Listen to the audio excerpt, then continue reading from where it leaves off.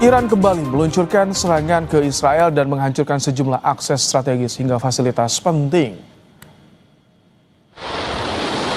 Dalam video yang dirilis Korps Garda Revolusi Iran, ini merupakan serangan ke-11 dalam gelombang serangan yang diarahkan oleh Iran.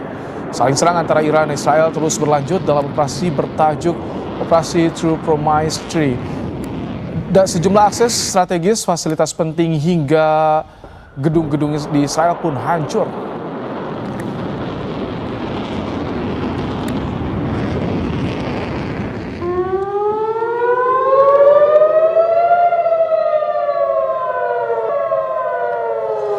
Bunyi sirene pun menggema di kota Tel Aviv saat sistem pertahanan udara Israel mencegah sejumlah serangan udara di tengah konflik Israel-Iran. Menurut pihak militer Israel, sirene juga terdengar di sejumlah kota di Israel lainnya. Pasukan Israel pun menyebut bahwa mereka juga meluncurkan sejumlah serangan ke ibu kota Iran, Teheran. Intensitas serangan antara kedua negara meningkat sejak Israel pertama kali melakukan serangan ke Iran pada Jumat lalu, yang termasuk dalam operasi Rising Lion.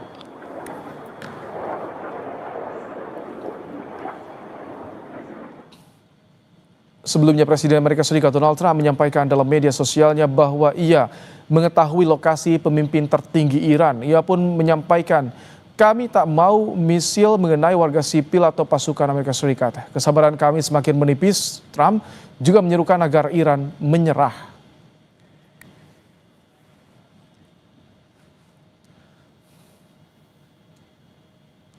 Pemimpin tertinggi Iran, Ayatollah Ali Khamenei, menolak peringatan dari Presiden Amerika Serikat Donald Trump untuk menyerah tanpa syarat dalam menghadapi serangan Israel.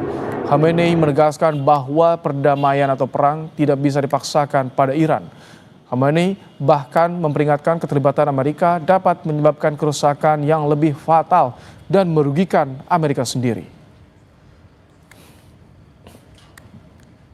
اینی که به ملت ایران بگم بیایید تسلیم بشید حرف عاقلانه ای نیست. افراد با خرد که میشناسن ایران رو، میشناسن ملت ایران رو، میشناسن تاریخ ایران رو، هرگز چنین حرفی رو بر زبان جاری نمیکنن. تسلیم چی بگن؟ ملت ایران تسلیم شدنی نیست. آمریکا در این قضیه 100% به ضرر اوست. اونچه که او در این زمینه ضربه خواهد خورد به مراتب بیشتر است از اونچه که ایران ممکنه صدمه بخوره. Kementerian Luar Negeri akan mengevakuasi warga negara Indonesia yang berada di Iran jika eskalasi konflik bersenjata antara Iran dan Israel telah memasuki siaga 1. Sampai saat ini Kemenlu mengimbau WNI untuk selalu waspada dan terus memonitor konflik antara Israel dan Iran. Kemenlu juga telah mempersiapkan evakuasi dan telah dikoordinasikan dengan kementerian dan lembaga terkait. Kami sampaikan ya, bahwa memang statusnya siaga 2, namun kami selalu menghimbau agar para WNI selalu waspada ya, dan selalu memonitor situasi yang ada, dan at any time jika terjadi eskalasi kita dapat tingkatkan menjadi siaga 1. Dan kemudian akan melaksanakan proses evakuasi.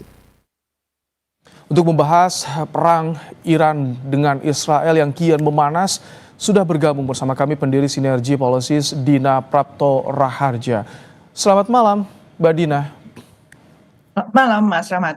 Mbak Dina, di X kita juga melihat ada cuitan dari Khamenei soal pertempuran dimulai. Apakah dengan adanya penegasan seperti ini, perang Iran dan Israel akan terus berkepanjangan?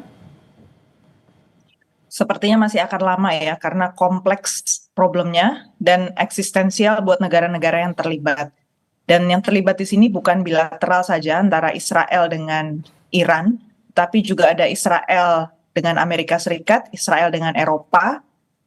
Salah satu esensinya adalah Israel ingin menarik Amerika Serikat masuk ke dalam perputaran perang tersebut, demikian pula Eropa. Sementara di dalam negeri Amerika Serikat sendiri sudah mulai terjadi perpecahan pendapat ya soal terlibat atau tidaknya, demikian pula di Eropa. Dan kelihatannya polarisasinya cukup tajam di dalam negeri mereka masing-masing juga. Jadi pada saat yang sama kita juga tahu ya, sebenarnya ini masih ada proses perundingan juga antara Iran dengan Amerika Serikat, yang ternyata Amerika Serikat mengambil kesempatan serangan Israel kepada Iran ini untuk memperkuat posisinya Amerika Serikat. Jadi kelihatan di situ masalahnya itu sebenarnya tidak si Israel sendiri ya yang ingin situasi itu semakin tidak pasti supaya posisi dia yang saat ini sedang mulai tersudutkan ya di Gaza. Kemudian kita tahu minggu ini harusnya ada pertemuan di New York antara Prancis kemudian Saudi Arabia untuk menekan Israel dan mengakui kedaulatan Palestina kan. Nah ini berarti kan akhirnya diboikot nggak terjadi ya. Dan ini salah satu konteksnya. Jadi ketika ada blok G7 bahkan sudah mendukung Israel. Nah di sini ketika ada blok Rusia mendukung Iran, ini semakin menambah polarisasi yang terjadi di sana. Betul. Jadi akhirnya kan dunia terbelah menjadi kubu yang semakin tajam ya. G7 sudah mulai dibicarakan bukan lagi penggerak pertumbuhan dunia, tapi malah penyebab disrupsi. Dan bukan tidak mustahil ya, Rusia itu akan juga masuk ke dalam perputaran konflik ini jika Amerika Serikat masuk. Mereka sudah mengatakan akan mengancam. Kalau Cina masih berusaha berada di tengah-tengah ya, tapi sekali lagi kalau situasinya semakin panas, bukan tidak mustahil ini perang yang lebih luas bisa terjadi. Yang terdampak bagaimana? Kita bicara soal regional dulu, kawasan dulu. Bagaimana dampaknya dengan perang yang terjadi saat ini? Jadi yang paling mengkhawatirkan itu sebenarnya adalah regime change. Jadi upaya Israel untuk mendongkel kepemimpinan Khamenei di Iran dan menguasai Iran. Jadi imperialisme ya targetnya itu terhadap Iran. Sementara Amerika Serikat juga ingin menonjolkan Make America Great Again dengan kasus ini gitu. Dan ini yang ironis sebenarnya, karena sebenarnya nggak ada yang akan pernah diuntungkan dari invasi militer, tapi kenyataan cara ini yang dipakai. Baik, jika jadi tadi targetnya adalah regime change, artinya ini yang dipertahankan oleh Iran yang menjadi penyebab ini akan sulit diredakan perang kali ini. Ya, jadi dari pihak Iran sudah pasti nggak akan mau menyerah ya. Tidak dari posisi sebenarnya dari tahun lalu itu sudah dibayangkan oleh Iran bahwa pasti akan dicari-cari masalah lah dengan Iran. Jadi berbeda dengan kasus Libya atau Suriah di mana mereka memang sudah masuk bertahun-tahun digerogoti dari dalam gitu ya. Posisi orang asing, orang-orang tentara-tentara asing sudah masuk ke dalam negara tersebut. Kalau Iran ini kan sudah menciptakan satu barrier ya. Perlindungan buat mereka sendiri itu. Jadi kali ini mereka ternyata relatif lebih kuat, bahkan klaim tidak perlu dibantu yang lain pun nggak apa-apa, dia masih bisa survive. Oke, Mbak Dina, bagi Indonesia apa yang harus diwaspadai adanya perang Iran-Israel ini? Satu, dampak ekonomi. Yang kedua tentu saja posisi politik luar negeri Indonesia. Dari sisi ekonomi, Selat Hormuz yang dikendalikan dan melewati rentan juga dengan posisinya sangat dekat dengan Iran, posisinya di Iran itu adalah choking points untuk perlintasan energi dunia. Jadi saat ini saja rupanya sudah terjadi kenaikan asuransi kapal-kapal yang harus melalui wilayah sana, sehingga harga minyak mentah itu sudah naik. Dan diprediksikan kalau ini semakin memanas, harganya bisa 2 kali lipat. Jadi artinya APBN kita kemungkinan besar akan sangat terseok-seok untuk menutup itu. Apalagi cadangan minyak kita ternyata juga nggak sampai 30 hari gitu ya standarnya.